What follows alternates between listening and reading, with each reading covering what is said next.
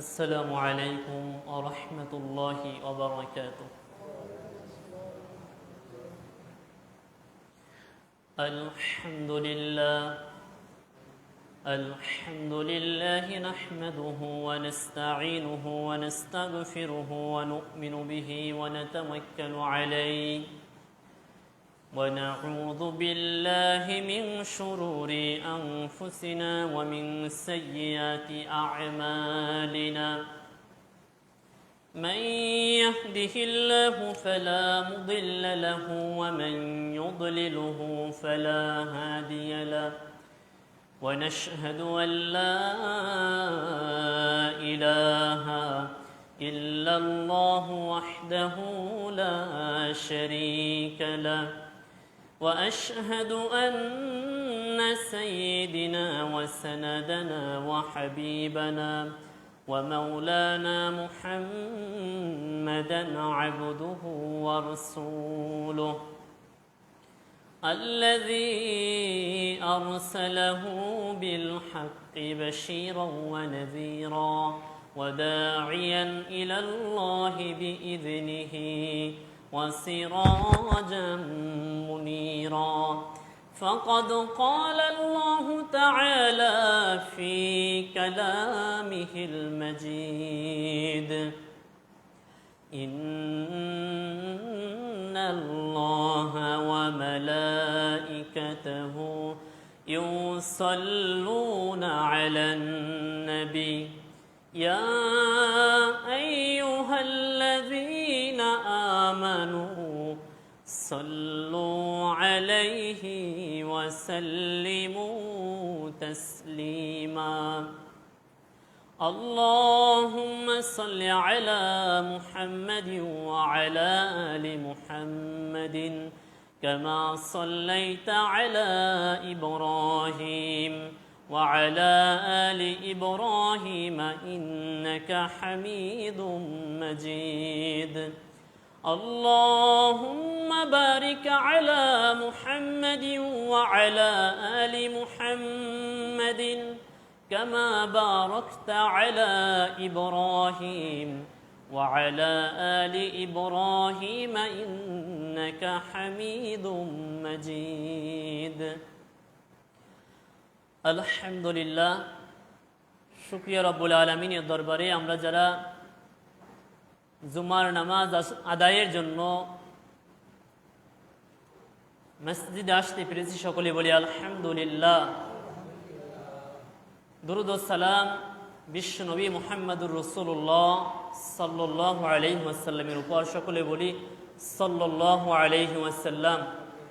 আরবি মাসের শাওয়াল মাস চলছে, আজকে শাওয়াল মাসের 16 তারিখ। আমরা গত জুমাতে কথা শুনেছিলাম আমরা যে গুনাহগুলো করি এই গুনাহ মাফের উপায় কি, কয়েকটি পয়েন্টে কথা বলেছিলাম। আজকে ওই একই বিষয়ের উপর কথা বলবো, কি কি কাজের মাধ্যমে আমাদের গুনাহগুলো ক্ষমা হয়। ইতিপূর্বে কয়েকটি জুমা আমি বিষয়ে কথা বলেছি আপনাদের সম্মুখে।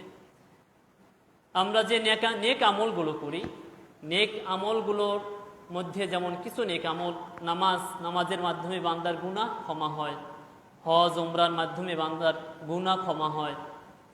বান্দা এই জাতীয় যে নেক কাজগুলো যখন সে করে, আল্লাহ সুবহানাহু ওয়া তাআলা তার গুনাহগুলো ক্ষমা করে দেন তওবার মাধ্যমে। গত জুমাতে বলেছিলাম। এখন কিছু গুনাহ আছে যে গুনাহগুলো আল্লাহ তাআলা ক্ষমা করেন না। এর অন্যতম একটি বিষয় হলো আল্লাহ তাআলা বলছেন, ইন্নাল্লাহা লা ইয়াগফিরু আন ইউশরাকা বিহি ওয়া ইয়াগফিরু মা দুনা যালিকা লিমান ইয়াশা। আল্লাহ বলছেন এখানে যে গুনাহগুলো তোমরা করো এর মধ্যে যে গুনাহ আল্লাহ তাআলা ক্ষমা করেন না সেটা হলো শিরকের গুনাহ। ইন্নাল্লাহা লা ইয়াগফিরু আন ইউশরাকা বিহি। আল্লাহ বলছেন আমি তোমাদের সব গুনাহ ক্ষমা করব, শিরকের গুনাহ এটা আমি ক্ষমা করব না। তবে এই গুনাহও ক্ষমা হতে পারে, সেটা হলো তওবার মাধ্যমে। একজন লোক মুশরিক, একজন লোক আল্লাহ বিদ্বেষী কাজ করে, সে শিরক করে, অর্থাৎ আপনি আল্লাহকেও সেজদা দেন, আবার মাজারে গিয়ে মাজারিও সেজদা দেন। এই মাজারের সেজদা দেওয়া শিরক। যখন আপনি ভুল বুঝে নিজের এই গুনাহের জন্য, কাজের জন্য অনুতপ্ত হয়ে ফিরে আসবেন আল্লাহ তাআলার কাছে, যদি সে তওবাটা হয় তওবাতান নসুহা, এটা নসুহার তওবা নয়। আমাদের দেশে অনেক আলেমরা এই আয়াতের অপব্যাখ্যা করে থাকেন। নসুহা মানে হলো বিশুদ্ধ তওবা। যখন আমরা এই বিশুদ্ধ তওবা করে আল্লাহ তাআলার দরবারে ফিরে আসব, আল্লাহ সুবহানাহু ওয়া তাআলা আমাদের ক্ষমা করে দিবেন। প্রিয় ভাইয়েরা, গুনাহগুলোর মধ্যে কিছু গুনাহ রয়েছে যেগুলো হলো সগীরা গুনাহ, আর কিছু গুনাহ রয়েছে কবিরা গুনাহ। আমরা এই দুটি শব্দের সাথে জড়িত, আমরা জানি কোনগুলো সগীরা, কোনগুলো কাবিরা গুনাহ। এখন কাবিরা গুনার ভিতরে উল্লেখযোগ্য যে গুনাহগুলো, কি হয়েছে,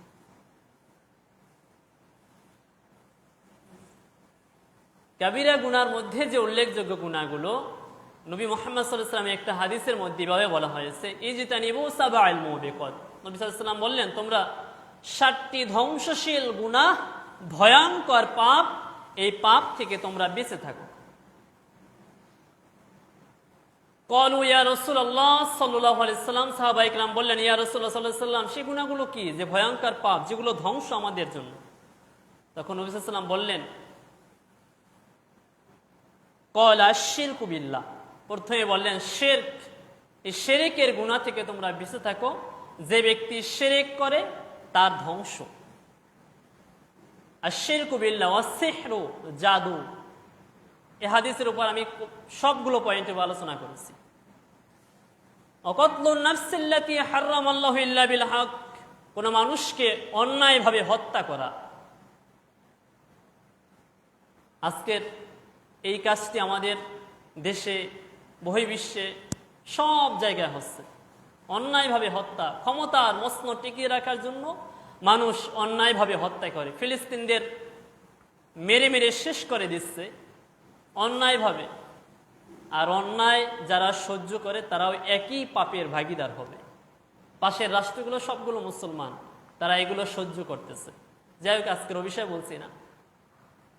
ওয়াকলুন নাফসিল্লাতী হারামাল্লাহু ইল্লা বিল হক ওয়া আকলুর রিবা। এরপরে ধ্বংসশীল বস্তুর আরেকটা হলো সুদ। রিবা শব্দের অর্থ হলো সুদ। ওয়া আকলুর রিবা মানে সুদ খাওয়া। এখন সুদ আমাদের, এখন আর শহরে সুদ নেই, এখন গ্রাম পর্যায়ে একেবারে সেই জরাজীর্ণ জায়গায় যেখানে মানুষ কম থাকে সেখানে এখন সুদ ঢুকে গেছে। ওয়া আকলুর রিবা ওয়া আকলুল মাল আল ইয়াতীম, ইয়াতীমের মাল অন্যায়ভাবে বক্ষণ করা, খাওয়া, এটাও ধ্বংসশীল বস্তুর মধ্যে আরেকটি অন্যতম। ওয়াত তাওয়াল্লি ইয়াউমাজ যাহফি, যুদ্ধের ময়দান থেকে পলায়ন করা।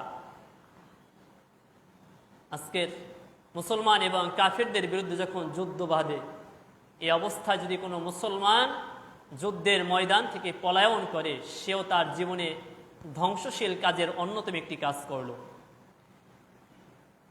ওয়াকাযফুল মুহসানাতিল মুমিনাত, নবী সাল্লাল্লাহু আলাইহি ওয়াসাল্লাম বললেন, ধ্বংসশীল বস্তুর আরেকটি হলো একজন সতী নারী, পুত পবিত্র নারী, তার বিরুদ্ধে অন্যায়ভাবে অপবাদ দেওয়া, জিনার অপবাদ তাকে দেওয়া, তাকে বিভিন্ন খারাপ চরিত্র লোকদের সাথে তার তুলনা করা, অর্থাৎ অপবাদ দেওয়া, এই জাতীয় কাজ যারা করে সেও তার 7টি কাজ, ধ্বংসশীল বস্তুর একটি কাজ সেও করল। প্রিয় মুসলিম ভাইয়েরা, যে বিষয়গুলো বললাম এই সবগুলো হলো ধ্বংসশীল কবিরা গুনাহ। এছাড়াও সগীরা গুনাহ আমরা জানি কোনগুলো সগীরা গুনাহ। কম বেশি আমরা অনেক সময় বলে ফেলি যে না, এটা গুনাহের কাজ। যাই হোক, এছাড়াও কবিরা গুনার ভিতরে আরো বেশ কিছু কবিরা গুনাহ আমরা বলতে পারি। চুরি করা, ছিনতাই করা, রাষ্ট্রের সম্পদ লুট করে খাওয়া, এগুলো কবিরা গুনার ভিতরে অন্যতম। যাই হোক, আমি আমার যে বিষয় প্রসঙ্গ, যে বিষয় আমি আলোচনা করার কথা বলেছি, গুনাহ মাফের উপায়। আমরা যে গুনাহগুলো করি, যে গুনাহগুলো আমরা বুঝি যে এগুলো গুনাহ, আর একটা কাজ গুনাহ হচ্ছে না ভালো হচ্ছে এটা বুঝবো কিভাবে? এটা বুঝবার একটা সূত্র রয়েছে, আমরা আগেও শুনেছি যে আমি যে কাজটি করেছি এটা ভালো কাজ না গুনাহের কাজ। এটা আমরা বুঝতে পারবো কিভাবে? যখন আমি একটি কাজ করব, এই কাজটি করার পরে যখন আমার অন্তরের ভিতরে খোঁটা দেবে যে না কাজটা ভালো হয় নাই, যে কাজটি করেছো ঠিক করো নাই, এই যে খোঁটা দেওয়া, অন্তরের ভিতরে পেরেশানি তৈরি করা, এটাই হলো যে আমি কাজটি করেছি গুনাহের কাজ, এজন্য আমার অন্তরের ভিতরে পেরেশানি তৈরি হয়েছে। মুমিন ব্যক্তির হৃদয়ের মধ্যে যদি কিঞ্চিত পরিমাণ ঈমান থাকে, তখন তার অন্তরের ভিতরে খারাপ কাজ, অন্যায় কাজ করার সাথে সাথে তার অন্তরের ভিতরে অসহসা দিবে, খোঁটা দিবে যে না আমি যে কাজটি করেছি ভালো কাজ করি নাই। আর যখন কোনো ভালো কাজ করবেন, ভালো কাজ করার সাথে সাথে আপনার হৃদয়ের মধ্যে অন্তরের ভিতরে এত পরিমাণ প্রশান্তি লাগবে, নিজের মন থেকে অনুভব করবেন যে না আমি যে কাজটি করেছি আসলে এটি অনেক ভালো কাজ, কল্যাণকর কাজ, মনের ভিতরে আনন্দ উদ্ভাসিত হবে। প্রিয় মুসলিম ভাইরা, গুনাহ মাফের যে উপায়, গুনাহ মাফের আমল আমি গত জুমাতে শেষ করেছিলাম যে পয়েন্টে গিয়ে, সেটি হলো সর্ব অবস্থায় অর্থাৎ গায়েব অবস্থায় আল্লাহ তাআলাকে বিশ্বাস করা। এই পয়েন্টে কথা বলেছিলাম। আজকের পরের পয়েন্ট থেকে কথা বলবো ঈমান ও আমলে সলেহ করা, ঈমান আনা ও আমলে সলেহ করা। আমরা যদি ঈমান আনি এবং ঈমান আনার সাথে আমলে সলেহ করি, আল্লাহ সুবহানাহু ওয়া তাআলা আমাদের গুনাহগুলো ক্ষমা করে দিবেন। হয়তো আমরা বুঝতে পারি না বিষয়টি। ঈমান আনা, আল্লাহ সুবহানাহু ওয়া তাআলা বলছেন ওয়াল্লাযিনা আমানু ওয়া আমিলুস সলিহাত, যারা ঈমান এনেছে, ঈমান আনার সাথে নেক কাজ করেছে। আমলে সলেহ মানে নেক কাজ করা। ঈমান আনছি আমরা, ঈমান আনার সাথে সাথে এখন আমাদের মধ্যে আমরা অনেকেই ঈমান এনেছি। এখানে আপনাদের গ্রামে যে সমস্ত মানুষগুলো ধর্মকর্ম করে না, তারাও আল্লাহ তাআলার প্রতি ঈমান এনেছে, বলে যে হ্যাঁ আল্লাহ একজন আছে, আল্লাহ আমাদের প্রতি বৃষ্টি দিচ্ছে না, আল্লাহ আমাদের প্রতি গজব নাজিল করেছে। তারা বলে, তারা বিশ্বাস করে যে এখন যে বৃষ্টি হচ্ছে না এটা আল্লাহ তাআলার গজব। গজব কেন আসে তা জানেন? যে সমস্ত কাজের জন্য গজব আসে, এর অন্যতম একটি কাজ হলো যখন বিধর্মী কার্যকলাপ বৃদ্ধি পায়। আজকের আমাদের মুসলমানদের মধ্যে ইসলাম ধর্মের যে কার্যকলাপ সেগুলো নেই, বিধর্মীর কার্যকলাপ আমরা গ্রহণ করেছি। আর মানুষ যখন বিধর্মীর কার্যকলাপ গ্রহণ করবে, কেউ ঘুমায়েন না, তখন আল্লাহ সুবহানাহু ওয়া তাআলা তাদের উপর আযাব নাজিল করে। মানুষের উপর কখন আযাব নাজিল করে আল্লাহ তাআলা? যখন মানুষ সৎ কাজে আদেশ দেয় না, অসৎ কাজে বাধা দেয় না, তখন মানুষের উপর আল্লাহ তাআলার গজব নাজিল হয়। তাহলে আমরা জানলাম যে সমস্ত কাজে গজব নাজিল হয় বিধর্মীর কার্যকলাপের ফলে। মানুষ যখন সৎ কাজে আদেশ দেয় না, অসৎ কাজে মানুষদেরকে বাধা দেয় না, সৎ কাজে আদেশ করতে হবে, অসৎ কাজে বাধা দিতে হবে। যদি আমরা এই সমস্ত কাজ ছেড়ে দেই, তখন আযাব আল্লাহ তাআলার নাজিল হবে। মানুষ যখন আমানতকে নিজের মাল মনে করবে, যখন মানুষ রাষ্ট্র সম্পদকে নিজের মাল মনে করবে, তখন ওই জাতির উপর আল্লাহ তাআলার আযাব নাজিল হবে। আজকের এগুলো হচ্ছে না। মানুষ আমানত রাখছে, আমানত খেয়ে ফেলছে। মানুষ যখন ওজনে মাপে ওজনে কম বেশি করবে, তখন আল্লাহ তাআলার আযাব তাদের উপর নাজিল হবে। আজকের আমরা ওজনে কম বেশি করছি না, আমরা এগুলো এখন প্রচুর আকারে করছি। প্রিয় ভাইয়েরা, আমরা যদি এই কাজগুলো করি, আরো অনেকগুলো বিষয় রয়েছে যে কাজগুলোর ফলে আল্লাহ তাআলা আযাব পাঠান। মানুষ যখন কোরআন ছেড়ে দেয়, যখন কোরআনকে ভুলে যায়, তখন আল্লাহ তাআলা তাদের উপর আযাব পাঠান। আজকে আমরা কোরআন ছেড়ে দিয়েছি না কোরআন সাথে রেখেছি? কেউ তো কোরআন সাথে রেখেছে কিভাবে? কোরআনটা ঘরের কোণে সুন্দর করে প্যাকেট করে রেখে দিয়েছে। এ হলো তার কোরআন পড়া, কোরআন সাথে রাখা। আমাদের মধ্যে অনুভূতি আসছে না যে আমাদের কোরআন পড়তে হবে, কোরআন অনুযায়ী জীবন গঠন করতে হবে। মানুষ এখন আল্লাহ তাআলার সাথে পাল্লা দিচ্ছে যে বৃষ্টি হচ্ছে না, তাহলে আমরা কি করবো? এখন নামাজ কালাম ধর্মকর্মের কিছু প্রয়োজন নেই, সাবমার্সেল বসাবো। প্রিয় ভাইরা, অপেক্ষা করেন, অপেক্ষা করেন। সাবমার্সেলও কয়েকদিন পরে পানি উঠবে না। কয়েকদিন বলতে হয়তো কিছুদিন পরে, 2 বছর পরে, 5 বছর পরে পানি উঠবে না, পানি পাবেন না। আর এইভাবে যদি চলতে থাকে, পুরো বাংলাদেশ মরুভূমিতে পরিণত হবে। হয়তো সেটা বেশি দিন লাগবেও না। মাটির নিচের স্তরের পানি যত উঠাবেন, তখন তত উপরের স্তর তখন শুকিয়ে যাবে। তখন গাছপালা, তরুলতা, ফসল আদি কিছুই হবে না। তখন অনাহারে না খেয়ে মরতে হবে। মাটির নিচের পানি অপব্যবহার হচ্ছে এখন। আমরা অনেকে গোসল করি, আমার গোসলে পানি লাগে 1 বালতি, আমি সেখানে 10 বালতি পানি নষ্ট করতেছি। আল্লাহ তাআলা বলছেন ইন্নাল মুবাযযিরিনা কানু ইখওয়ানাশ শায়াতিন। অপচয়কারী কার ভাই? বলেন অপচয়কারী কার ভাই?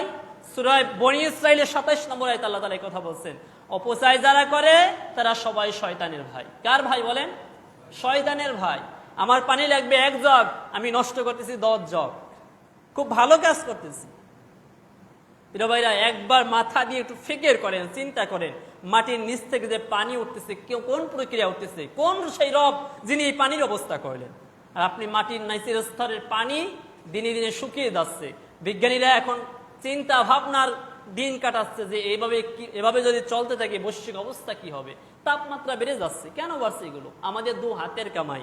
সূরা রুমের 41 নম্বরে আল্লাহ তাআলা এই কথা বলেছেন, যহরাল ফাসাদু ফিল বাররি ওয়াল বাহরি বিমা কাসাবাত আইদিন নাস। আল্লাহ বলছেন যে তোমাদের জলের স্থলে যে বিপর্যয় দেখতে পারছো, পরিবেশ বিপর্যয়, বৃষ্টি নেই, অনাবৃষ্টি, দুর্ভিক্ষ, যা কিছু দেখতে পাচ্ছ তোমাদের 2 হাতের কামাই। এগুলো কি বলেন? 2 হাতের কামাই। আমরা যা করছি তার ফল আল্লাহ তাআলা আমাদের দিচ্ছে। স্বামী স্ত্রীর আনুগত্য করছে, বউ তার স্বামীর আনুগত্য করছে না। স্বামীর সাথে রাব ব্যবহার, খারাপ ব্যবহার, এগুলো এখন অহরহ দেখা যায়। বাংলাদেশে ঢাকা শহরে প্রতি ঘন্টায় প্রতিদিন 46টা তালাক হয়। 46টা না 48টা, এখন আরো বাড়ছে। শুধু ঢাকা সিটি কর্পোরেশন। এখন ভাবেন যে অবস্থাটা কোথায় দাঁড়িয়েছে। স্বামী বলে বউ এটা করো না, বলতেছে তুমি কে? আল্লাহর গজব করবে কয়েকদিন পরে। নবী মুহাম্মদ সাল্লাল্লাহু আলাইহি ওয়াসাল্লাম বলেছেন, আমি যদি আল্লাহ বাদে কাউকে সাজদা করার আদেশ করতাম তাহলে প্রত্যেক নারীকে তার স্বামীকে সাজদা করার অনুমতি করতাম, অনুমতি দিতাম। আজকের আফসোসের বিষয় হলো আমাদের মা বোনেরা স্বামীর প্রতি বেহুদ কোনো খেয়ালই নেই।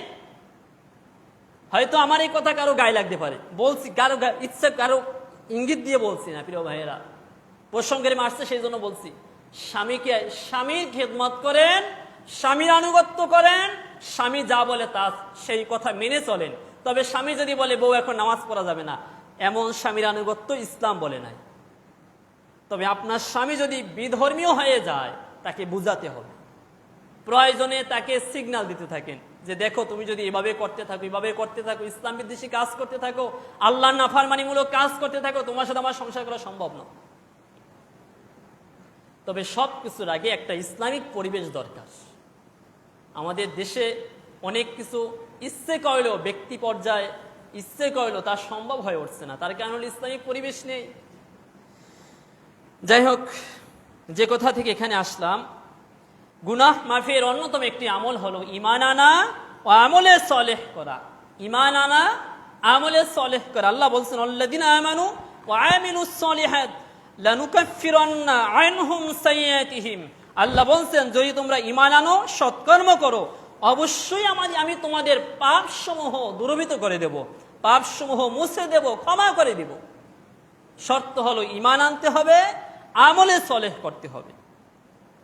ওয়ালানাজজিআন্নাহুম আহসানাল্লাযী কানু ইয়ামালুন, এবং আমি তোমাদেরকে যে আমল করো এমন প্রতিদান দিব, আমি তোমাদের আমলের প্রতিদান দিব যা তোমরা করেছো। আল্লাহ বলছেন তোমরা যে আমল করো সে আমলের প্রতিদান আমি দিব। প্রিয় ভাইয়েরা, আমি অল্প কিছু কথা বলে আলোচনাগুলো শেষ করে নেব। এরপরে ঈমান আনা, গুনাহ মাফের অন্যতম আরেকটা বিষয় হলো ঈমান আনা ও তাকওয়া অবলম্বন করা। এর আগে পয়েন্টের কথা বলেছি ঈমান আনা, আমলে সলে করা। এরপরে বলা হয়েছে ঈমান আনা ও তাকওয়া অবলম্বন করা। আমরা যদি ঈমান আনি এবং তাকওয়া অবলম্বন করি, আল্লাহ সুবহানাহু ওয়া তাআলা আমাদের গুনাহগুলো ক্ষমা করে দিবেন। বিষয় কোরআনে একটি আয়াত, সেখানে আল্লাহ সুবহানাহু ওয়া তাআলা বলছেন ইয়া আইয়ুহাল্লাযীনা আমানু ইন তাত্তাকুল্লাহা ইয়াজআল লাকুম ফুরকানান। আল্লাহ বলছেন হে বিশ্বাসীরা, তোমরা যারা ঈমান এনেছো, ইন তাত্তাকুল্লাহ, তোমরা আল্লাহ সুবহানাহু ওয়া তাআলাকে ভয় করো, তাহলে কি হবে? ইয়াজআল লাকুম ফুরকানা, তোমরা আল্লাহ তাআলাকে যদি ভয় করো, আল্লাহ বলছেন ঈমান এনেছো, এবার আল্লাহকে ভয় করো। আল্লাহর ভয় আমাদের মধ্যে আছে? আল্লাহর ভয় আমাদের মধ্যে খুব আছে। এখন আল্লাহর ভয় এমন আমাদের মধ্যে এসেছে যে মানুষগুলো, এই যে বৃষ্টি হচ্ছে না প্রায় 2 মাস ধরে, গত কয়েকদিন আগে কয়েক ফোঁটা পরে গেল, বিভিন্ন জায়গায় সলাতুল ইস্তিসকা পাঠ করলো। আমি আপনাদের বলছিলাম যে আমরা দেখা যায় চিন্তা করে এটা করা যায় কিনা, কারো মধ্যে কোনো আগ্রহ নেই। আমার কাছে 2 জন মুসলিম এসে বললেন না হুজুর সলাতুল ইস্তিসকা আমরা পড়ি। 2-1 বলেছিল মানে যে বৃষ্টির জন্য নামাজ এটা সুন্নাহ তরিকা। কোনো সময় এমন হয় যদি দোয়া কবুল হয় সঙ্গে সঙ্গে বৃষ্টি হয়। আমাদের দেশে চাক্ষুষ প্রমাণ আছে, গত বছর অনেক জায়গায় দেখা যাচ্ছে অনেকে সলাতুল ইস্তিসকা পড়েছে, নামাজ শেষ হওয়ার সাথে সাথে বৃষ্টি। নবী মুহাম্মদ সাল্লাল্লাহু আলাইহি ওয়াসাল্লামের যুগে নবী সাল্লাল্লাহু আলাইহি ওয়াসাল্লাম দোয়া করেছেন, সঙ্গে সঙ্গে বৃষ্টি এমন হয়েছে। আমাদের এই যুগেও দেখা যাচ্ছে, গত বছর ইউটিউবে সার্চ করে দেখবেন যে সলাতুল ইস্তিসকা পড়ার সাথে সাথে বৃষ্টি, এমন বাংলাদেশের অহরহর প্রমাণ আছে। এখন এই নামাজটা পড়তে হবে, এখন পড়লেন বৃষ্টি হলো না, আবার আগামীকালকের পড়তে হবে। যদি আগামীকালকের না হয় আবার আগামীকাল পড়তে হবে। এটা সবর মানে ধৈর্য ধারণ করে পড়তে হবে। এখন আজকের পড়ছি মানে বৃষ্টি হচ্ছে না, মানে এখন হবে না, আমরা আমাদের দোয়া কবুল হবে না। আল্লাহ হতাশ হতে নিষেধ করেছেন। দোয়া কবুলের কয়েকটি পর্যায় রয়েছে। এক, আপনি যে দোয়া করেছেন দোয়া কবুল হবে আশা রাখতে হবে, এটাই হলো ঈমানওয়ালা মানুষের কাজ।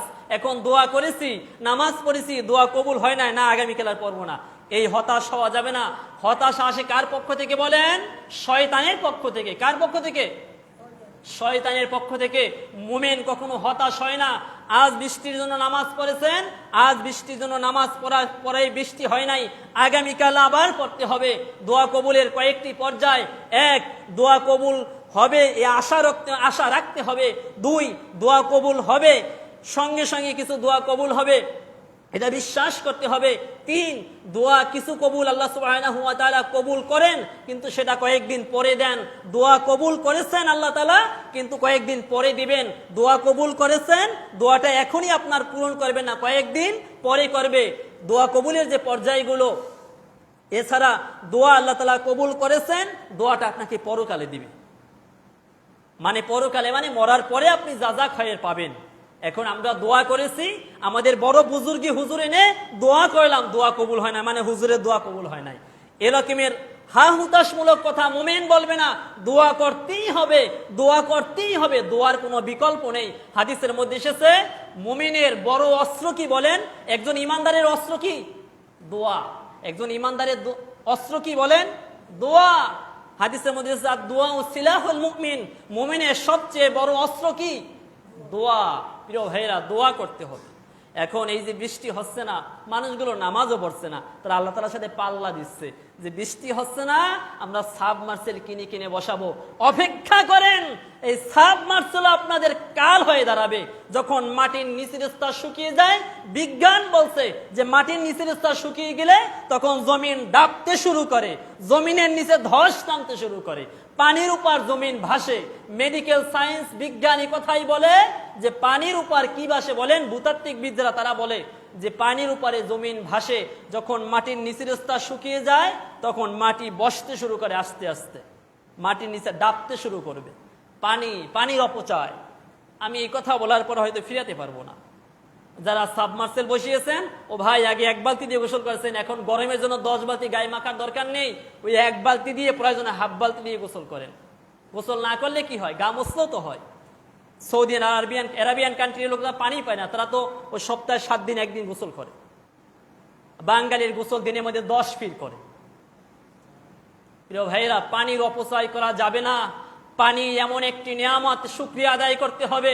মরুভূমির দেশে গিয়ে দেখেন পানির কষ্ট কাকে বলে।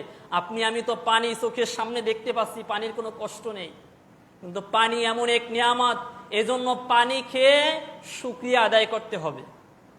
আমাদের শুকরিয়া নেই, খাচ্ছি, কোনো কৃতজ্ঞতা আল্লাহ তাআলা দরবারে নেই।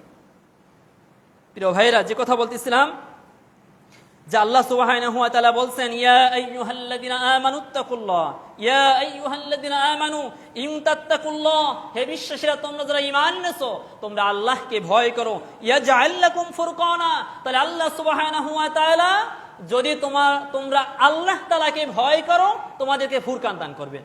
আয়াতের অর্থ এমন, ইয়াজআল লাকুম ফুরকানা, আল্লাহ তাআলা তোমাদের ফুরকান দান করবেন। আয়াতের তাফসীর আমি খুঁজতে গিয়ে কয়েকটা তাফসীর দেখলাম, সেখানে বলা হয়েছে যে ফুরকান দান করবেন মানে হলো যখন মানুষ আল্লাহকে ভয় করবে, ঈমান আনবে, আল্লাহকে ভয় করবে।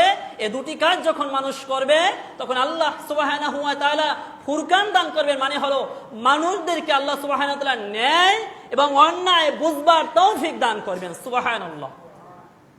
আজকের এ দুটি আমাদের দেশে নেই। মুসলিম সমাজের মধ্যে দুটি খুঁজে পাওয়া যায় না। ঈমান এনেছে এবং আল্লাহকে ভয় করেছে। যদি আমরা ঈমান আনি, আল্লাহকে ভয় করি, তাহলে আল্লাহ সুবহানাহু ওয়া তাআলা আমাদেরকে ন্যায় অন্যায় বুঝবার তৌফিক দান করবেন, আমাদেরকে সত্য এবং মিথ্যার মধ্যে পার্থক্য করার শক্তি আমাদেরকে দান করবেন। আফসোসের বিষয় হলো মানুষ এখন এমন তার জ্ঞান শূন্য হয়ে পড়েছে, কোনটা ভালো কোনটা মন্দ এটা এখন বুঝবার মানুষের ক্ষমতা নেই। তা না হলে একজন মেয়র নির্বাচিত হয়, একজন ইউনিয়ন চেয়ারম্যান নির্বাচিত হয়, মেম্বার নির্বাচিত হয়, একজন ওয়ার্ড পর্যায়ে একজন মেম্বার প্রতিনিধি নির্বাচিত হচ্ছে, নামাজও পড়ে, কিন্তু যখন সে নির্বাচিত হচ্ছে, নির্বাচিত হওয়ার পরে যখন রাষ্ট্র তার কাছে কোনো কিছু আমানত দেয় তখন সে খেয়ে ফেলে, খায় না। চেয়ারম্যান একজন চেয়ারম্যান 1 কোটি টাকা খরচ করে নির্বাচনে, কোথায় পেয়েছে? এই টাকা খরচ করাই তো অবৈধ। তাকে হুকুম কি করেছে টাকা খরচ করার? সরকার নির্ধারিত কিছু টাকা আছে, এই পরিমাণ তুমি খরচ করতে পারবা তোমার গাড়ি যাতায়াতের খরচ এগুলোর জন্য। কিন্তু আফসোসের বিষয় হলো উনি যখন চেয়ারম্যান মেম্বার নির্বাচিত হওয়ার পরে যখন সে রাষ্ট্র সম্পদ তার কাছে আমানত দেয় তখন সে এগুলো খেয়ে ফেলে। আল্লাহ বলছেন যদি তোমরা ঈমান আনো, আল্লাহকে ভয় করো, তাহলে তোমাদেরকে ফুরকান দান করে, মানে তোমাদেরকে সত্য মিথ্যা ভালো মন্দ তোমাদেরকে ন্যায় অন্যায় বুঝবার সমর্থ আল্লাহ তাআলা তোমাদেরকে দান করবেন। এখন যিনি চেয়ারম্যান নির্বাচিত হয়েছে ওর মধ্যে আল্লাহর ভয় নেই। যদি ভয় থাকতো তাহলে তো বুঝতো। তা নাহলে রাষ্ট্রের সম্পদ কোটি কোটি টাকা কিভাবে খায়? 5 বছর ক্ষমতা পায়, একজন এমপি হয়, মন্ত্রী হয়, দেখা যাচ্ছে 5 বছর পরে সে কোটি কোটি টাকার মালিক। অবাক লাগে। আমি রাজনৈতিক কোনো কথা বলছি না, বাস্তবতাকে কিছু কথা বলছি, আমাদের অবস্থাগুলো এটাই হচ্ছে প্রিয় ভাইরা। এরপরে আল্লাহ সুবহানাহু ওয়া তাআলা যে কথা বলছেন, ইয়াজআল লাকুম ফুরকানা ওয়া ইউকাফির আনকুম সাইয়্যাতিকুম, এবং আল্লাহ সুবহানাহু ওয়া তাআলা তোমাদের গুনাহগুলো ক্ষমা করে দিবেন, ওয়া ইয়াগফির লাকুম, এবং ক্ষমা করে দিবেন তোমাদের পাপসমূহকে আল্লাহ সুবহানাহু ওয়া তাআলা দূরীভূত করে দিবেন, ক্ষমা করে দিবেন। আল্লাহু যুল ফাদলিল আযীম, আর আল্লাহ সুবহানাহু ওয়া তাআলা হলেন মহা অনুগ্রহশীল। মানুষ অনুগ্রহ করে কারো প্রতি? কেউ মানুষ অনুগ্রহ করে না। একটু উল্টাপাল্টা করে দেখেন আপনার বন্ধুর সাথে, বন্ধু আপনার প্রতি কি পর্যায়ে জুলুম করে দেখবেন। ভাইয়ের সাথে, ওই পাশের ঘরের ব্যক্তির সাথে যার সাথে 2 দিন আগেও 1 ঘন্টা আগেও মধুর সম্পর্ক ছিল, একটু ওই ভাইয়ের বিপক্ষে যে থাকেন, অথবা ওই প্রতিবেশী আপনার ঘরের পাশের ঘরের মানুষটির একটু বিপক্ষে কথা বলে দেখেন অনুগ্রহ কিভাবে আপনার প্রতি করে। জুলুম কত প্রকার কি আপনাকে দেখিয়ে দিবে। এই জন্য আল্লাহ বলছেন আল্লাহু যুল ফাদলিল আযীম, পৃথিবীর সব মানুষ হলো জালেম হতে পারে, আল্লাহ সুবহানাহু ওয়া তাআলা আপনি আমি যা করব সে পরিমাণ যা প্রতিদান আল্লাহ তাআলা দান করবেন। এজন্য আল্লাহ বলছেন আল্লাহু যুল ফাদলিল আযীম, আল্লাহ সুবহানাহু ওয়া তাআলা হলেন মহা অনুগ্রহশীল। প্রিয় মুসলিম ভাইয়েরা, আফসোসের বিষয় অনেক কথা বলি আমি আপনাদের, কিন্তু এই কথা বলার পরে ফলাফল গিয়ে সর্বশেষ মসজিদ থেকে বের হলে অনেক সময় দেখা যায় যে দুজনে একটু সমস্যা হয়েছে, একটু কথা কাটাকাটি হয়ে গেল, দুজন এমন রাগান্বিত হয়ে যায় মনে হয় একজন আর একজনকে লাঠি পাইলে দা বটি খুন্তা কুড়াল যা পায় তা দিয়ে মনে হয় কোপাকুপি শুরু করে দেবে। শোলকুপার মানুষের উপরে রাগ বেশি, কিন্তু রাগ মানে কি এটা যে মারামারি কাটাকাটি? এই যে কয়েকদিন পরে নির্বাচন আসবে, এই নির্বাচনের অবস্থা এমন হবে যে একজন আরেকজনকে কিভাবে দমিয়ে রাখা যায়, মারামারি কাটাকাটি বাঁধিয়ে দেবে ক্ষমতার জন্য। প্রিয় ভাইরা, এই সমস্ত কার্যকলাপের সাথে কেউ মিলিত হবেন না। যেখানে মারামারি কাটাকাটি ওর সাথে যাবেন না, এগুলো আমাদের বলতে বলা হয়। আর এই মারামারি কাটাকাটি যারা করে এগুলো একদম সন্ত্রাসী। এলাকায় আপনার এখানে 50 জন 100 জন 500 জন মানুষ এলাকায় থাকে, কিন্তু সবার চয়েস যদি এক হয় তাহলে পৃথিবীতে কেউ বিবাহ করতে পারতো না, সবার বউ এক হয়ে যেত।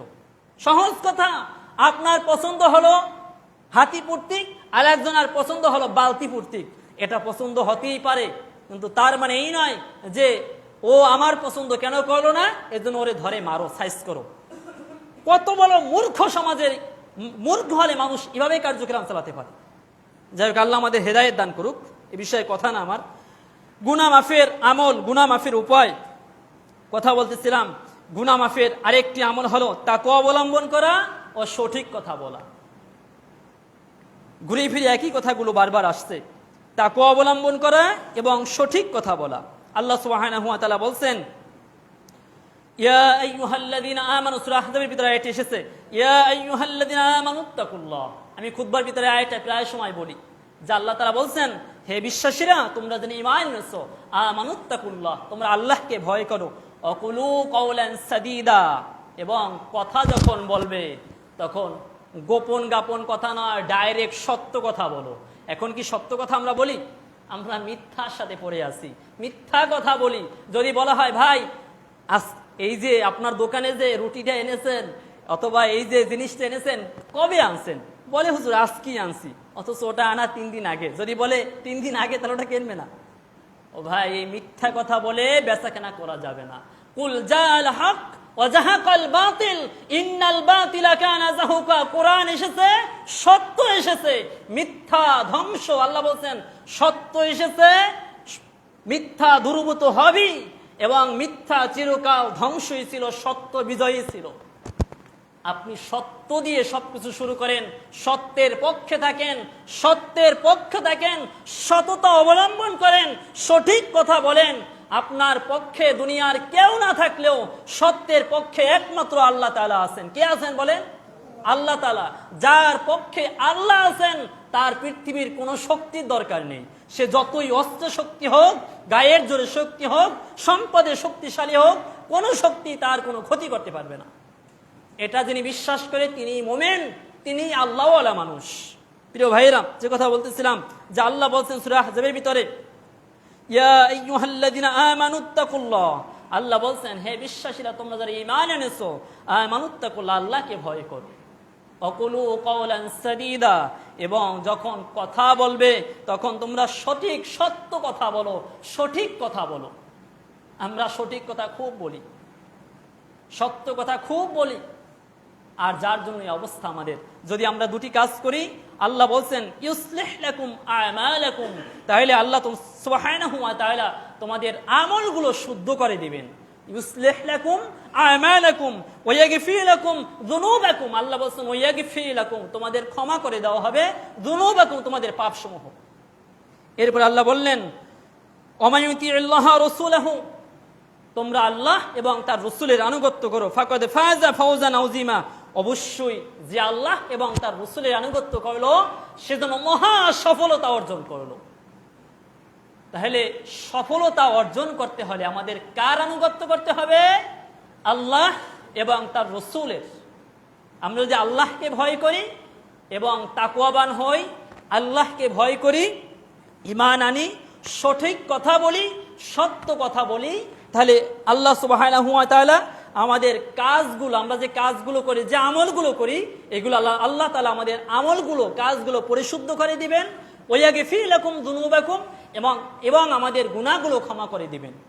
আর এরপরে বলা হয়েছে ওয়া মান ইউতিইল্লাহ ওয়া রাসূলাহু ফাকাদ ফাযা ফাওজান আযীমা, আর যে ব্যক্তি আল্লাহ এবং তার রাসূলের আনুগত্য করে, ফাকাদ ফাযা ফাওজান আযীমা, সে যেন মহা সফলতা অর্জন করলো। প্রিয় ভাইরা, এখন আমাদেরকে আল্লাহ এবং তার রাসূলের আনুগত্য করতে হবে। এরপরে যে কাজের মাধ্যমে গুনাহ মাফ হয়, গুনাহ ক্ষমা হয়, এর অন্যতম একটি আমল হলো নবী মুহাম্মদ সাল্লাল্লাহু আলাইহি ওয়াসাল্লামের অনুসরণ করা, যেটা আমি কেবল বললাম। সূরা আলে ইমরানের 31 নম্বর আয়াতে আল্লাহ সুবহানাহু ওয়া তাআলা বলছেন, কুল ইন কুনতুম তুহিব্বুনাল্লাহ, তোমরা যারা আল্লাহ সুবহানাহু ওয়া তাআলাকে ভালোবাসো। আল্লাহ তাআলা বলছেন কুল, এখানে কুল দ্বারা নবী মুহাম্মদ সাল্লাল্লাহু আলাইহি ওয়াসাল্লামকে বোঝানো হয়েছে যে হে নবী মুহাম্মদ, আপনি বলুন, সাল্লাল্লাহু আলাইহি ওয়াসাল্লাম, আপনি বলুন, কুল ইন কুনতুম তুহিব্বুনাল্লাহ, তোমরা যদি আল্লাহ তাআলাকে ভালোবাসো, ফাত্তাবিউনি, তাহলে তোমরা নবী মুহাম্মদ সাল্লাল্লাহু আলাইহি ওয়াসাল্লাম অনুসরণ করো। তোমরা যদি আল্লাহ তাআলাকে ভালোবাসো তাহলে কার অনুসরণ করো? নবীজির। আল্লাহ বলছেন ইউহিব্বুকুমুল্লাহ, যদি তোমরা নবীর অনুসরণ করো তাহলে আল্লাহ তোমাদেরকে ভালোবাসবেন। শুধু ভালোই বাসবেন না, এখানে শর্ত, আল্লাহ তাআলা দুটি শর্ত দিলেন, যে বললেন কুল ইন কুনতুম তুহিব্বুনাল্লাহ, তোমরা যদি আল্লাহ তাআলাকে ভালোবাসো যারা, ফাত্তাবিউনি, আল্লাহর ভালোবাসা পেতে চাও, নবীর অনুসরণ করো। তাহলে কি হবে? ইয়াগফির লাকুম, তোমাদের ক্ষমা করে দেবেন যুনুবাকুম, তোমাদের পাপসমূহ। ইউহিব্বুকুমুল্লাহ, আল্লাহ তোমাদের ভালোবাসবেন, শুধু ভালোই বাসবেন না, ওয়ায়াগফির লাকুম যুনুবাকুম, এবং তোমাদের পাপসমূহ ক্ষমা করে দেবে। এখন আল্লাহ তাআলার ভালোবাসা নবীজির অনুসরণের মধ্যে, আর নবীর ভালোবাসা যদি আমরা পেতে চাই তাহলে নবীর অনুসরণ আমাদের করতে হবে। এখন আফসোসের বিষয় হলো আমরা নবীকে অনেক ভালোবাসি, নবীর কথা আমরা মানি না। নবীর কথা আমরা মানি, হয়তো উদাহরণ দিলে আমাদের অনেকে কষ্ট পাবো, কষ্ট পাইলে তারপর আমি বলছি। নবীর একটা অনুসরণ হলো ইফাউল লিহিয়া কসসুস শারিব। নবী সাল্লাল্লাহু আলাইহি ওয়াসাল্লাম বললেন, যারা আমার অনুসরণ করে তারা গোপ খাটো করে মোস আর দাড়ি ছেড়ে দেয়। আমাদের অনেকেরই দাড়ি নেই, তাহলে এটা নবীর অনুসরণ করা হলো? অনুসরণ হয় নাই। প্রিয় ভাইরা, এভাবে অসংখ্য উদাহরণ দেওয়া যাবে। নবী সাল্লাল্লাহু আলাইহি ওয়াসাল্লামের সুন্নাহের অনুসরণ করা। হয়তো আরেকটা উদাহরণ দিচ্ছি, জুমার নামাজের পরে কিছু মানুষকে দেখা যাবে সুন্নাত না পড়ে মসজিদ থেকে বের হয়ে যাচ্ছে। হ্যাঁ, আপনি যদি বলেন হুজুর আমি বাসায় গিয়ে সুন্নাত পড়ি, আলহামদুলিল্লাহ, বাসায় সুন্নাত পড়া এটাও সুন্নাতের উপর সুন্নাত। মানে হলো বাসায় সুন্নাত পড়া এটাও একটা সবচেয়ে বড় সুন্নাত। আপনি বাসায় গিয়ে যে সুন্নাত পড়েন তাহলে সওয়াব বেশি। নবী সাল্লাল্লাহু আলাইহি ওয়াসাল্লাম ফরজ বাসায় পড়ছেন, আর তার মসজিদের নবাবীর পাশ থেকে তার দরজা ছিল এখান থেকে, আর তিনি এখানে ফরজ পড়ে বাসায় গিয়ে সুন্নাত পড়তেন, আর বাসা থেকে সুন্নাত পড়ে মসজিদে আসতেন। তার ঘর, আমাদের লতাবাই কয়েকদিন আগে উমরা করে আসছেন, যে নবী সাল্লাল্লাহু আলাইহি ওয়াসাল্লামের যে হুজরা এবং মসজিদে নববী, তার রওজা, তার কবর কাছাকাছি। প্রিয় ভাইরা, যে কথা বলতেছিলাম যে আমরা নবীর অনুসরণ যদি করি আল্লাহ সুবহানাহু ওয়া তাআলা আমাদের ভালোবাসবেন এবং আমাদের গুনাহগুলো ক্ষমা করে দিবে। শর্ত হলো আল্লাহর ভালোবাসা পেতে হলে কার অনুসরণ করতে হবে? তাহলে নবীজির। আজকের আমরা কি নবীর অনুসরণ করতে পেরেছি?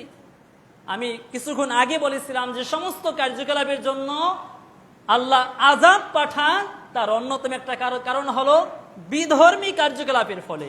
আজকের আমরা নবীর অনুসরণ বাদ দিয়ে আমাদের মধ্যে বিধর্মীর অনুসরণী আমরা হয়ে গেছি, বিধর্মীদের অনুসরণ আমরা করতেছি।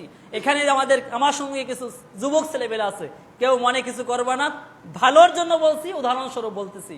আমরা চুল কাটি, অনেকে চুলের এমন কাটিং দেয় যে কাটিং গুলো দেখলে মনে হয় কি বলবো, ভাষা নেই, রাগ করবে হয়তো। আসলে ওই কাটিং গুলো আমাদের না। ওই মেসি নেইমার যাদের কাটিং আমরা দেই, এই মানুষগুলো বিয়ের আগে 2-3টা বাচ্চা হয়ে গেছে। বিয়ের আগে এদের বাচ্চা, বিয়ের আগে বাচ্চা হয় কিভাবে? ভালো মানুষের বিয়ের আগে বাচ্চা হয় না। যারা জেনাকার, জেনাখোর, মদখোর, লুচ্চাখোর, এ সমস্ত বিয়ের আগে বাচ্চা হয়। কথা হয়তো যত সাচ্চা তত খারাপ লাগে। প্রিয় ভাইরা, এজন্য আমরা ওই কাটিং গুলো আমরা দেব না, আমাদের কাটিং গুলো হবে সুন্দর করে চুল কাটবো। যখন কাটবো হয় আমরা বাবরি রাখবো, বাবরি রাখা এটাও একটা সুন্নাহ। তাই বাবরি সবার জন্য না, একটু দাড়ি টেরি বড় হয়েছে এবার বাবরি রাখো। আর তুমি যদি এখনই বাবরি রাখো, যুবক ছেলেদের উদ্দেশ্যে বলছি, তাহলে চেহারা টানে যাবে, চেহারা ভালো দেখাবে না। এজন্য বিয়ে শাদী করার পরে বড় বড় চুল রাখো, বাবরি রাখো। অনেক আলেম রাখে। আর চুল ছোট রাখা, টাক হওয়া ইসলাম অনুমতি দেয় না। বিশেষ বিশেষ ক্ষেত্রে টাক হওয়া যায়, যে টাক হওয়ার অনুমতি আছে, সেটা হলো হজের সময়, উমরার সময়, এই সমস্ত ক্ষেত্রে টাক হওয়া যায়। কিন্তু কথায় কথায় টাক বানানো, এটাও ইসলামের সাথে, ইসলাম এটা অনুমতি দেয় না। প্রিয় ভাইয়েরা, যাই হোক, চুল ছোট রাখতে হবে। আবার চুল যদি কাটিও, ওভাবে বিভিন্ন কাটিং দেওয়া যাবে না। যাই হোক, আমি কোনখান থেকে এখানে আসলাম, যে আল্লাহ সুবহানাহু ওয়া তাআলা বলছেন নবীর অনুসরণ করলে আল্লাহ ভালোবাসবেন, শুধু ভালোই বাসবেন না, ওয়ায়াগফির লাকুম যুনুবাকুম, এবং গুনাহগুলোও ক্ষমা করে দিবেন। প্রিয় ভাইরা, যাই হোক, গুনাহ মাফের আমল বিষয়ে অনেকগুলো কথা বললাম, আরো বেশ কয়েকটি পয়েন্টে কথা বলা যেত, কথা আর বলছি না। যে সমস্ত বিষয় বললাম, আল্লাহ সুবহানাহু ওয়া তাআলা আমাকে এবং আপনাদের সবাইকে অত্র বিষয়ের উপর আমল করার তৌফিক দান করুক, বলেন আমিন। ওয়া আখিরি দাওয়ানা আলহামদুলিল্লাহি রাব্বিল আলামিন। আসসালামু আলাইকুম ওয়া রাহমাতুল্লাহি ওয়া বারাকাতুহু।